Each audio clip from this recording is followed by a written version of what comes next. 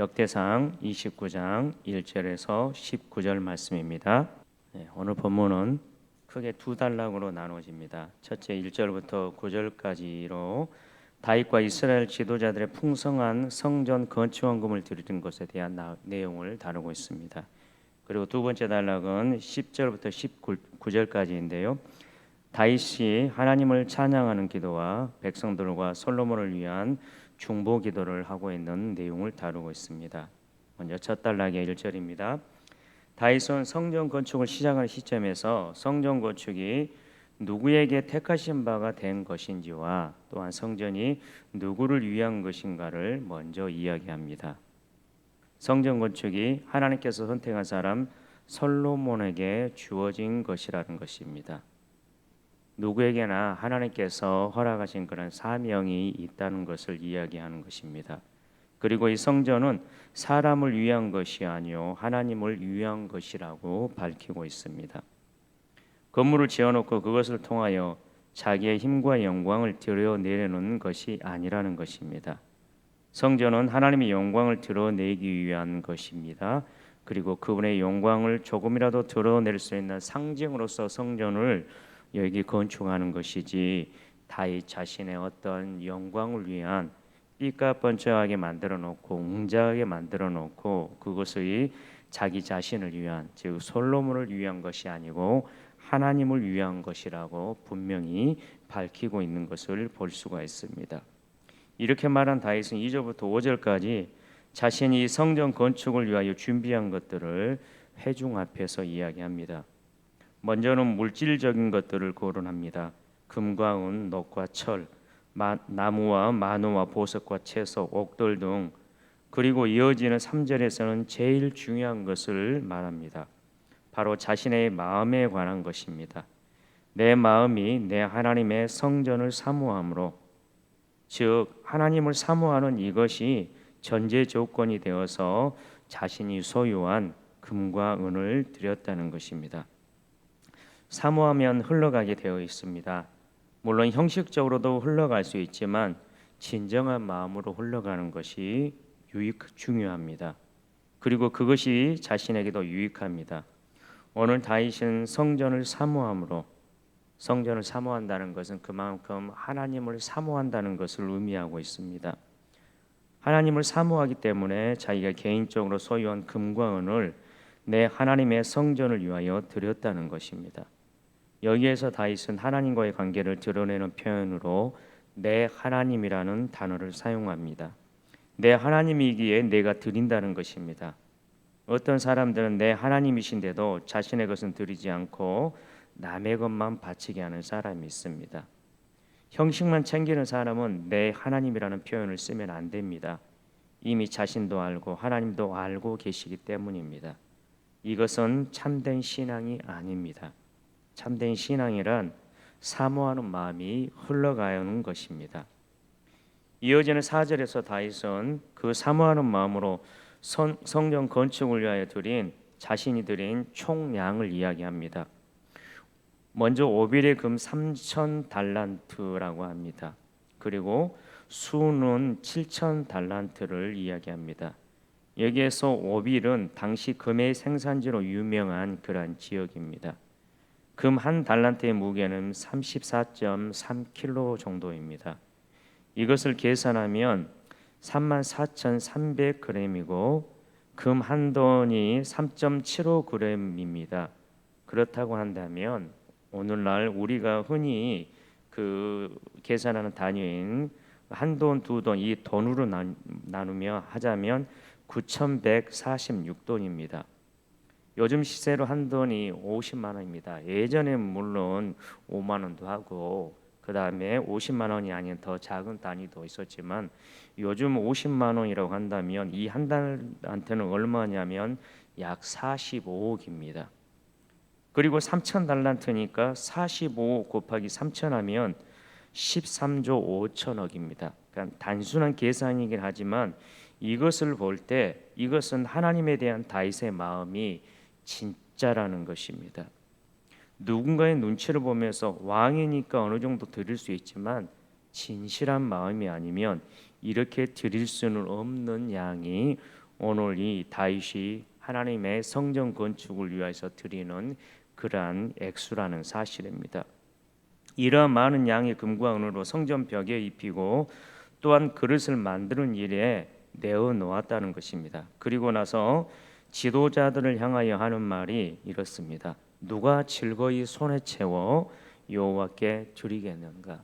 그러니까 누가 기쁜 마음으로 손 가득히 자신에게 있는 것을 하나님께 드리겠는가라고 그런 물어보는 것입니다. 이것은 백성들로 하여금 누가 하나님께 헌신하겠는가를 물어보는 것입니다. 아니, 그렇게 살도록 격려하는 것이라고 봐야 할 것입니다. 다윗이 이렇게 한 결과가 6절에 이어집니다. 이에 모든 가문의 지도자들과 이스라엘 모든 지파의 지도자들과 천부장과 백부장과 왕의 사무관이 다 즐거이 드리게 됐다는 것입니다. 이어지는 7절과 8절은 다윗의 모범과 격려에 반응하여 이스라엘의 지도자들이 하나님의 성전 건축을 위하여 바친 헌물의 목록과 양을 제시하고 있습니다. 먼저 금은 두 가지 화폐의 단위로 제시되고 있는데요. 먼저 금 5천 달란트라고 표현하고 있습니다. 이것은 약 175톤 정도의 엄청난 양입니다. 우리가 한돈 3.75g도 우리가 귀하게 여기는데 175톤이라고 이야기합니다. 세상에 있는 금이 다 모아진 것 같은 느낌입니다. 이와 더불어 금 다릭 1만도 바쳐졌습니다. 이 다릭이라고 하는 이 단위는 페르시아의 다리우스 1세의 통치 시기에 사용되었던 화폐 단위입니다. 즉 BC 515년경에 사용되어지던 그런 단위입니다. 당시 금 1다릭은 8.424g 정도의 금에 해당되었습니다. 따라서 1만 다릭은 약 84kg 정도의 무게입니다. 달란트에 비하면 굉장히 적은 그런 단위입니다. 그런데 이 다릭이라는 화폐 단위는 다윗 시대인 BC 1010년에서 970년으로부터 무려 500년 이후인 BC 522년에서 458년경부터나 사용된 것입니다. 따라서 이는 이 역대기 기자가 포로기 이후에 바벨론으로부터 예루살렘으로 귀환한 이스라엘 백성들이 잘 이해할 수 있는 화폐 단위로 환산하여 기록한 것으로 보아야 할 것입니다. 그들의 삶에 좀 더 가까운 그런 단위를 사용하여서 이스라엘 백성들로 하여금 이스라엘의 지도자들이 하나님 앞에 얼마나 많은 것을 드렸는지를 지금 이해시키고 있는 그런 단위라고 할 수 있을 것입니다. 그들로 하여금 과거 자신들의 조상이 얼마나 많은 물질들을 하나님의 전 건축을 위해 자발적으로 드렸는가. 방금 전에도 말씀드렸지만 그들로 하여금 피부로 느낄 수 있도록 배려한 것이 이 다릭을 사용한 그런 의도라는 것입니다. 그 밖에 은은 1만 달란트를 바쳤습니다. 이건 340톤 정도의 무게입니다. 그리고 노선 1만 8천 달란트를 바쳤고요. 마지막으로 철은 10만 달란트를 바쳤습니다. 이는 3,400톤 정도의 무게입니다. 철이라고 하니까 오늘날 우리가 생각할 때 별로 귀하게 여기지 않지만 이 다윗 시대에는 이스라엘의 철기 시대가 도래하지 얼마 되지 않았던 시기입니다. 따라서 당시에 있어서 이처럼 많은 양의 철들은 앞서 언급된 금이나 은에 비해서는 가치가 떨어지긴 하긴 하지만 그러나 굉장히 중요했던 그리고 가치가 있었던 그런 항목이었다라고 하는 사실입니다. 이처럼 많은 양의 헌물을 바칠 수 있었던 것은 1차적으로 백성들 모두에게 무엇이 있었기 때문인가 하면 하나님의 성전을 향한 열망과 성령의 감동하심이 있었기 때문에 빚어진 결과라고 볼 수 있습니다. 그러나 그 이면에 분명 이 같은 제물을 드릴 수 있도록 풍성하게 공급하신 하나님의 축복이 있었기 때문임을 간과해서는 안 될 것입니다. 없는 것을 하나님께서 백성들로 하여금 억지로 내게 하신 것이 아니라 하나님께서 그들에게 허락하신 풍성함 속에서 그들로 하여금 즐거이 내게 하셨다는 것입니다. 결국 하나님의 축복과 왕인 다윗과 지도자를 비롯한 이스라엘 모든 백성들의 광범위한 참여를 통해 성전 건축이 준비되고 있었다는 것입니다. 그리고 보석은 여이엘이 담당하고 있는 여호와의 전 곳간에 바쳐졌다고 또 설명하고 있습니다. 이어지는 구절은 6절에서 8절까지 언급되어진 내용, 즉 이스라엘의 지도자들이 자발적으로 많은 헌물을 바친 것의 결과를 다루고 있습니다. 그런데 우리 개역 개정 성경의 번역은 마치 백성들 전체가 성전 헌금을 드렸고 그 행위에 대해서 기뻐했다는 의미로 본문을 번역했습니다. 그러나 원어로 보자면 백성들 전체가 이스라엘 지도층의 자발적인 헌금 행위에 대해서 기뻐하는 것으로 본문을 이해해야 합니다. 즉 많은 백성들이 왕을 따라서 헌신하는 지도자들의 모습들로 하여금 그 백성들이 기뻐했다는 것입니다. 다음에 나오는 14절과 17절을 통해서 일반 백성들도 다윗 왕과 지도자들의 행동을 본받아 자신들의 능력껏 건축 헌금을 바쳤다는 것도 우리가 알게 되긴 하지만 구절의 정확한 내용은 하나님 앞에 헌신하는 지도자들의 모습을 보고 백성들이 기뻐했다는 것입니다. 여기까지 올 때 오늘 본문에서 우리의 삶에 중요한 단어들이 많이 나오는 것을 볼 수가 있습니다. 성전을 위하여 힘을 다하여 즐거이 자원하여 등등 이러한 말이 나옵니다. 하나님을 위하여 그리고 하나님의 나라를 위하여 기쁜 마음으로 자기에게 있는 소유를 드린다는 것은 쉬운 일이 아닙니다. 그러나 자기의 소유를 드릴 수 있을 만큼 그분을 소중하게 여기고 사랑한다는 것은 정말 중요한 것입니다. 많이 헌신해서가 아니라 그들의 마음이 하나님을 향해 그만큼 깊게 있기 때문입니다. 그래서 다윗 왕도 심히 기뻐한 것입니다. 우리의 자녀들이 자신에게 주어진 소유를, 즉 시간과 물질을 하나님과의 깊이 있는 관계로 말미암아 그분의 영광을 위하여 아낌없이 드린다면 저희 또한 당연히 기뻐해야 할 것입니다. 그런데 이게 쉽지가 않습니다. 왜 그럴까요? 둘 중 어느 하나를 더 사랑하기 때문입니다. 저희 장모님을 보면 쉽게 이해되지 않을 때가 있습니다. 돈을 보시면 저희 아이들에게 먼저 주십니다. 아직 연세가 많지는 않으셔서 밖에 나가서 일을 하시는데요. 뭐 일당으로 받기도 하고 월급으로 받기도 하고 그러시는데 어쩔 때는 일당으로 받아온 그것보다 더 큰 금액들을 저희 아이들에게 주시는 것을 볼 수가 있습니다. 저 같으면 하루 종일 땀 흘려서 그 일당을 아들 딸에게 물론 주고 싶지만 주는 것이 쉽지는 않을 것 같습니다. 어머니는 장모님은 당신이 하루 번 그것보다 더 많은 돈을 저희 아이들에게 주는데도 그것을 기뻐하는 그런 모습들을 보게 됩니다. 그것들을 보면 저희 장모님이 저보다 저희 아이들을 더 사랑하는 것 같습니다. 실제 더 사랑할지도 모르겠습니다. 자신의 형편을 보기보단 손자 손녀의 손에 무언가를 쥐어주기를 늘 먼저 하십니다. 당신의 손이 비워지더라도 말입니다.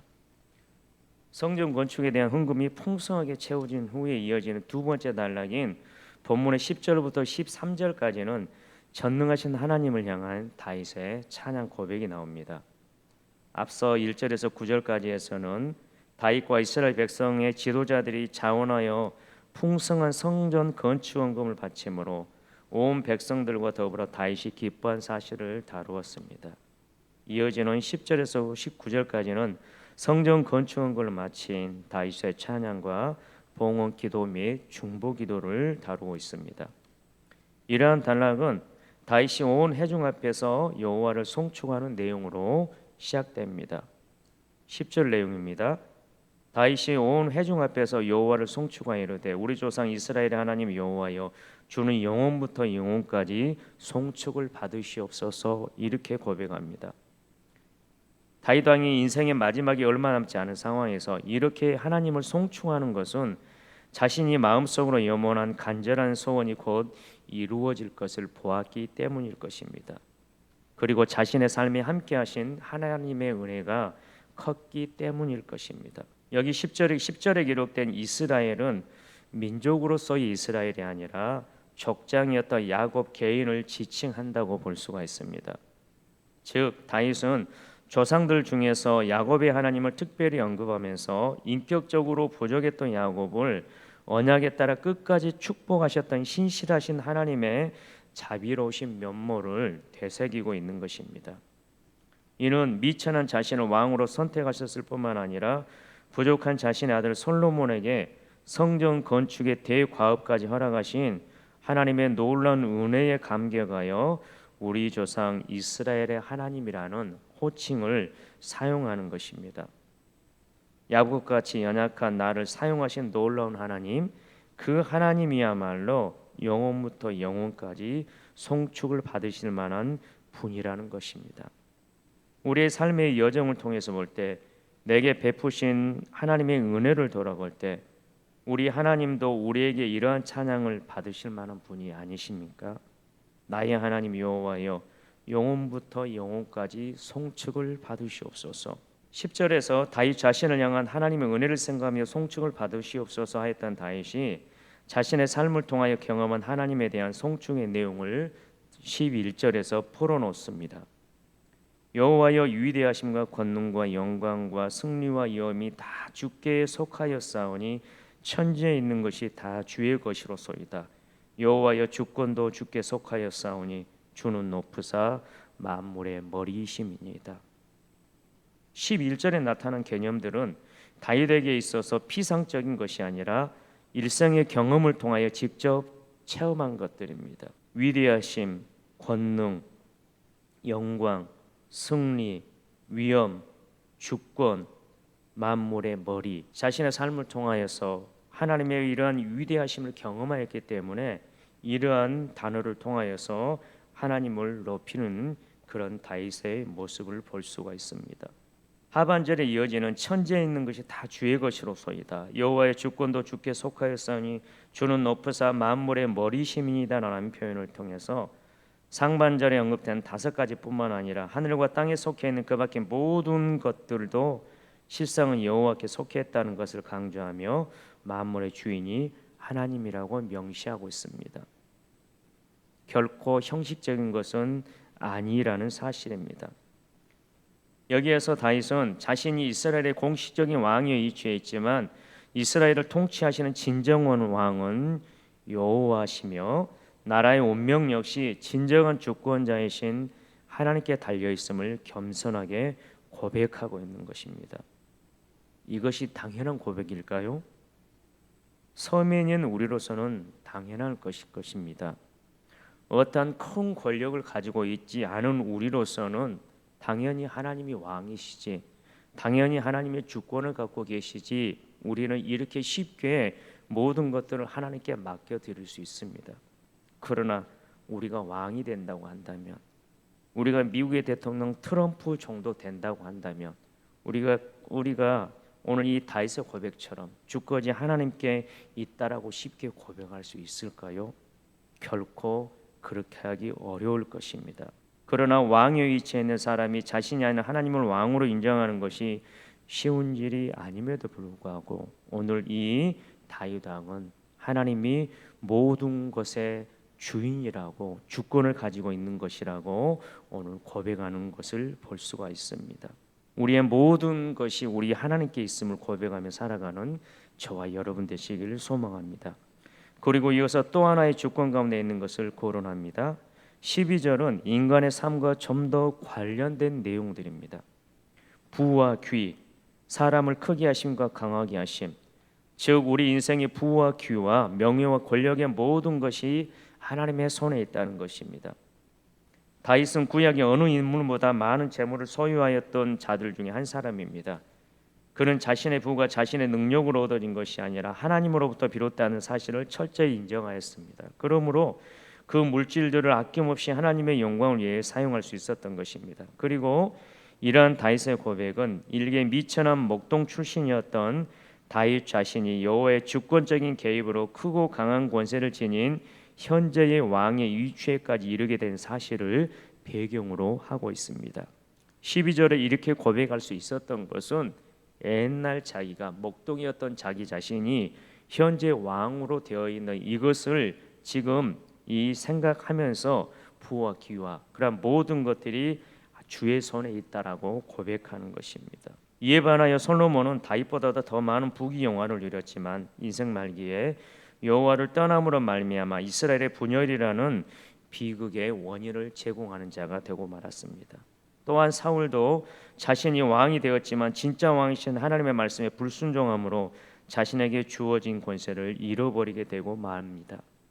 이러한 사실을 통해 이 땅에서 사는 동안 얼마나 많은 물질을 소유하는가, 그리고 어떠한 권세를 많이 가지고 있는가가 중요한 것이 아니고, 즉 물질의 많고 적음 자체나 세상에서의 권력의 유무 자체가 결코 하나님의 복의 절대적인 척도가 될 수 없음을 우리가 깨달아야 될 것입니다. 오직 자신에게 주어진 부와 귀, 명예와 권세가 하나님으로부터 왔다는 사실을 인정하고 그 모든 것을 하나님의 영광을 드러내는 일에 사용하는 것이 무엇보다도 중요하다는 사실입니다. 모든 것이 주의 손에 있습니다. 이 사실이 우리를 세상의 모든 것으로부터 자유하게 하는 원칙입니다. 이 원칙을 적용하며 사는 우리 신앙인이 되시기를 소망합니다. 10절부터 이어진 주권자 하나님에 대한 찬양을 마무리하는 13절은 감사와 찬양으로 요약이 되어집니다. 13절 말씀 보면 우리 하나님이여 이제 우리가 주께 감사하며 주의 영화로운 이름을 찬양하나이다, 이렇게 고백합니다. 다윗은 하나님의 주권적 은혜에 대한 감사와 그 은혜를 베푸신 그분의 그 이름을 찬양합니다. 그것 말고 하나님께 무엇을 할 수 있겠습니까?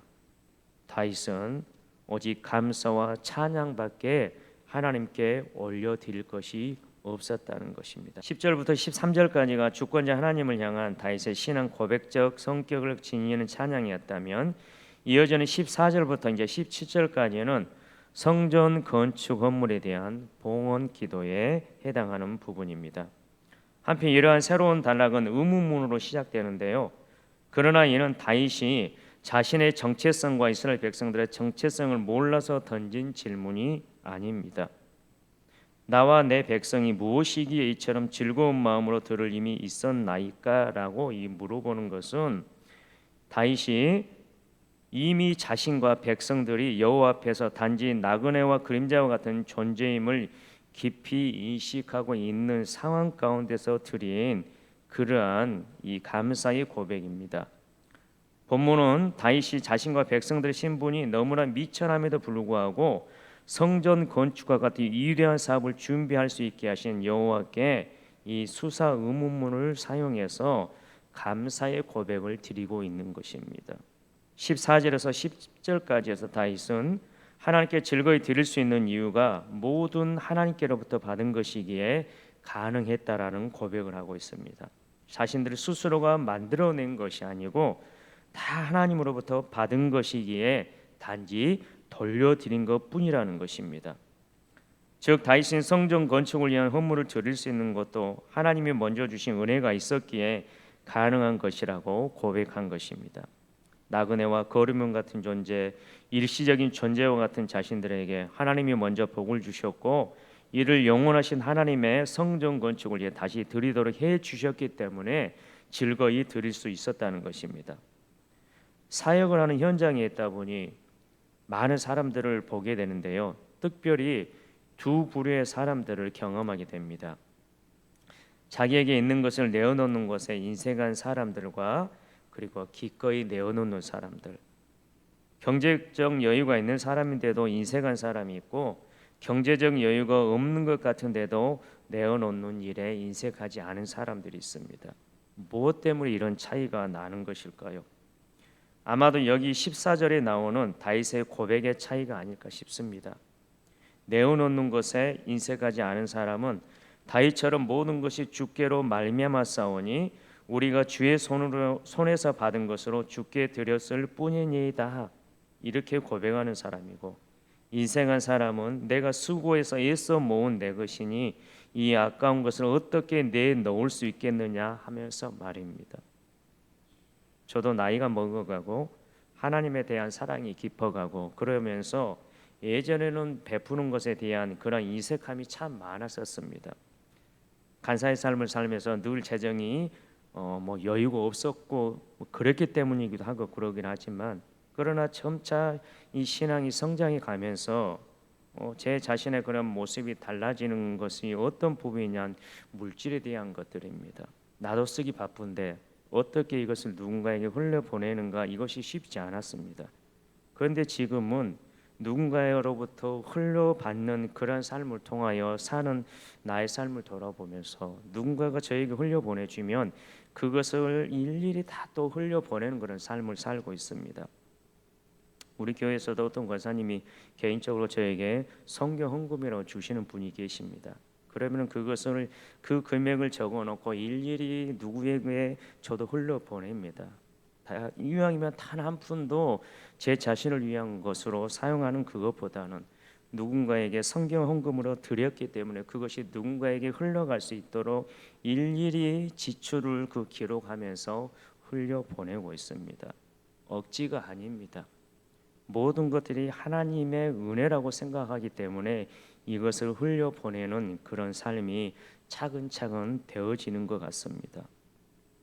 다 주의 손에서 왔사오니 다 주의 것이라고 인정함이 드렸다고 고백한 다윗이 17절에서 자신의 진정성을 하나님께 다시 한번 고백합니다.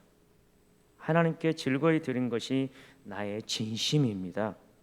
그리고 주의 백성이 주께 자원하여 드리는 것을 보니 자신도 심히 기쁘다고 고백을 합니다. 하나님을 사랑하여 자신이 드린 것처럼 백성들 또한 하나님을 사랑하여 그렇게 드리는 모습을 보니 얼마나 기쁘겠습니까?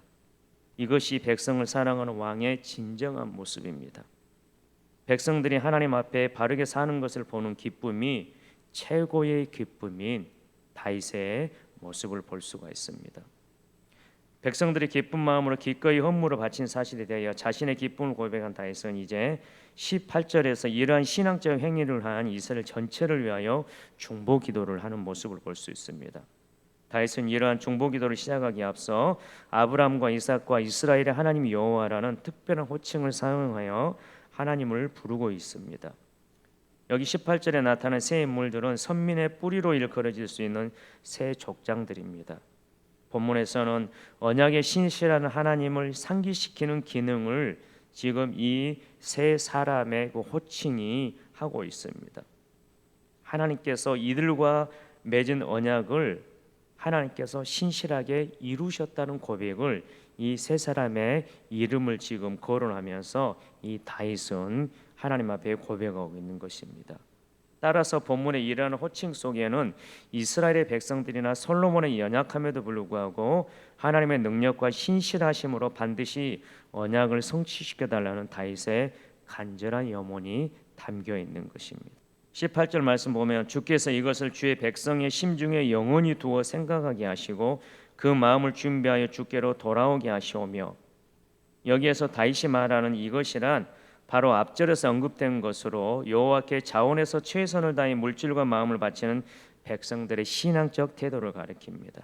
즉 여기에서 다윗은 여호와께 이미 백성들의 마음에 존재하는 자원하는 태도를 계속 유지 보존시켜 달라고 간구하는 것입니다. 백성들의 마음이 변하지 않도록 하나님을 향하여서 기꺼이 자원하여 즐거이 드리는 그러한 마음들이 변하지 않도록 그들의 소중한 마음을 영원히 지켜달라는 것입니다.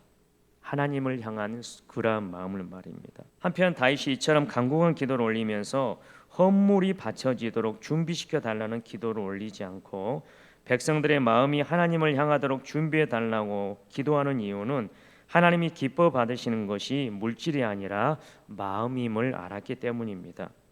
그리고 본서 저자가 이러한 다윗의 기도를 소개한 것은 하나님 앞에 범죄하여 이방의 포로로 잡혀갔다가 다시 약속의 땅에 귀환하여 신정 국가의 영광을 회복시켜야 될 시대적 사명을 지닌 이 역대서의 1차 독자들에게 그들이 먼저 회복되고 지켜야 할 것이 오로지 마음을 다하여 하나님을 향하는 것임을 각인시켜 주기 위해서라고 할 수 있을 것입니다. 마지막 19절 말씀입니다. 앞선 18절은 자원하여 성전 건축 헌물을 드린 이스라엘을 위한 다윗의 중보 기도였고, 이 19절은 장차 성전 건축의 주축이 되는 솔로몬을 위한 다윗의 중보 기도입니다. 무엇보다도 다윗은 솔로몬이 정성된 마음을 갖기를 기도하였습니다. 여기에서 정성된 마음이란 문자적으로 온전한 마음입니다. 즉 다윗은 솔로몬이 성전 건축에 성공하는 것보다 먼저 정성된 마음, 즉 여호와를 자원해서 섬기는 마음가짐 자체를 소유하기를 기원했다는 것입니다. 다윗은 하나님께서 솔로몬에게 정성된 마음을 주신 결과로 행하기를 원하는 것을 또 이어서 기도하고 있습니다. 그것은 바로 솔로몬이 주의 계명과 법도와 율례를 지켜 행하기를 원한다는 것입니다. 여기에서 계명, 법도, 율례는 다 하나님의 말씀을 의미하는 단어입니다. 솔로몬이 반드시 지켜야 함을 강조하기 위해서 유사한 의미의 용어를 3번이나 사용하여 오늘 하나님의 말씀에 대한 것을 지키는 것을 지금 강조하고 있습니다. 하나님께서 제시하신 삶의 기준으로서의 계명과 법도와 율례를 면밀하게 살피고 마음에 둘 뿐만 아니라 최선을 다하여 준수하기를 바라는 아버지 다윗의 마음이 들어있는 기도입니다. 하나님의 백성에게 있어서 제일 중요한 것이 하나님의 말씀을 지키려는 마음의 태도입니다. 왜냐하면 그것으로부터 모든 행동이 나오기 때문입니다. 그래서 다윗은 솔로몬을 위하여 이것을 먼저 기도하고 다음으로 자신이 준비한 것으로 솔로몬이 성전을 건축하게 하옵소서라고 기도하는 것입니다. 솔로몬 자체가 먼저 하나님을 마음에 모시는 참 성전이 되는 것이 중요한 것이지 건물 성전이 지어지는 것이 중요한 것이 아니라는 것입니다. 몸된 성전이 먼저 이루어지고 나서 건물 성전을 짓기를 바라는 솔로몬을 향한 아버지로서의 마음, 신앙 선배로서의 마음, 영원한 왕을 섬기는 일시적인 왕의 마음이 이 기도 속에 고스란히 담겨 있는 것입니다. 말씀을 마무리하겠습니다. 모든 것이 주께로 왔습니다. 주님께로부터 왔습니다. 이것을 인정하는 것이 신앙의 출발이고 삶의 출발입니다. 주께로부터 왔으니 내가 주인 노릇 할 수 없는 것이고 하나님이 필요하다 하실 때 그분으로부터 공급받아 잘 누리고 있는 것들을 즐거이 드려야 하는 것입니다.